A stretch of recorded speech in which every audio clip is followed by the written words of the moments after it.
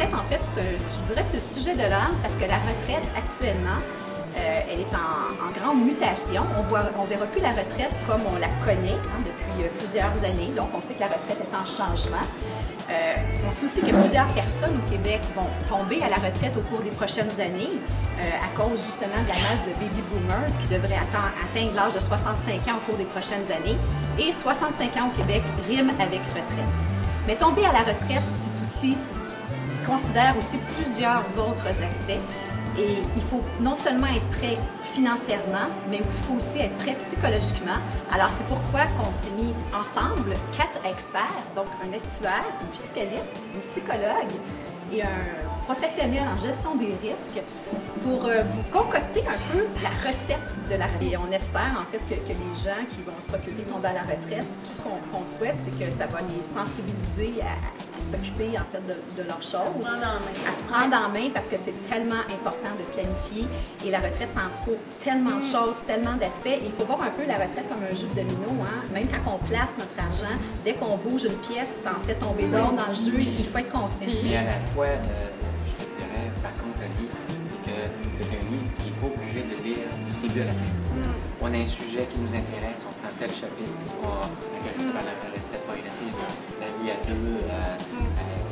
Qu'est-ce qu'on doit faire avec nos REER à la retraite? On prend-tu des REER, on fait des fers, etc. Des exemples. Tout à fait. Est-ce que j'ai trop d'assurance? Est-ce que je n'ai pas assez? Parce que nos besoins changent. Parfois, je n'ai trop. Je pense qu'on a réussi à vulgariser, en fait, plusieurs aspects qui sont... Parce que la finance, la fiscalité, hein, souvent, c'est des choses, c'est complexe, puis les gens Je me rappelle beaucoup que certains psychologues me disaient, Denis, mais ça plus simple, il faut que je comprenne.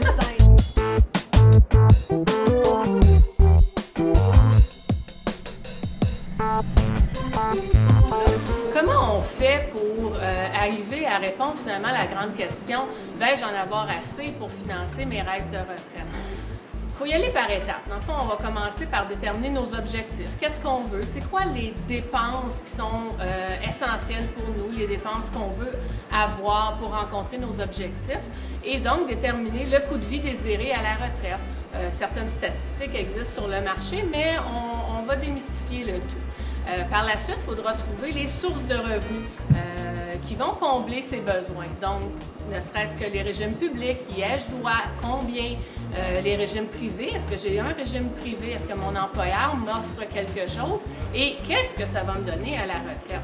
Et le reste sera évidemment comblé par les épargnes personnelles. Donc, l'idée, c'est de faire le tri de tout ça pour arriver à répondre à la question et à planifier financièrement sa retraite. On va avoir beaucoup de plaisir avec le demi-heure, en faisant des activités, en jouant avec nos amis, en partageant des moments de vie importants. C'est pas toujours une question purement économique.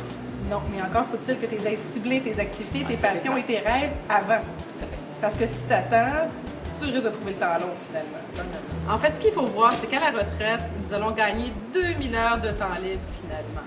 C'est sûr qu'actuellement, avant d'être à la retraite, on peut se dire, mon Dieu, enfin je vais avoir du temps pour moi.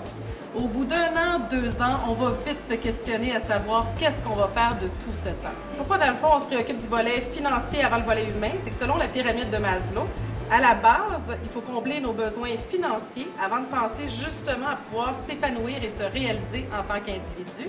Alors, il vaut mieux se rassurer au niveau de nos finances pour après penser à nos passions et nos rêves.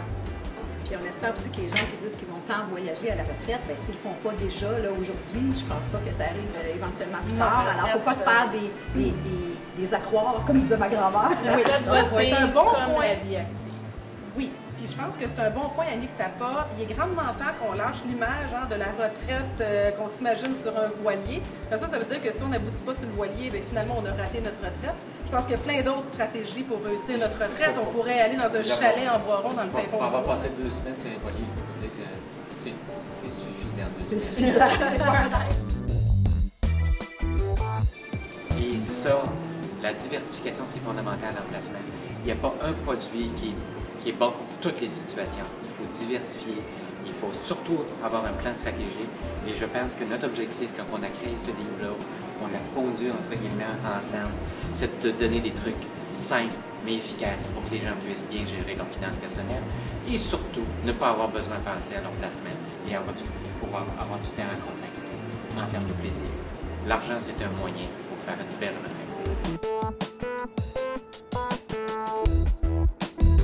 La recette de la retraite, ce qu'il ne faut pas oublier, c'est que vous devez apporter votre touche personnelle pour que votre retraite devienne unique aussi et réponde à vos besoins.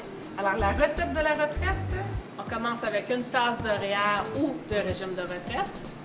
Une demi-tasse d'économie et de connaissance de vos finances personnelles. Une demi-tasse de gros concept.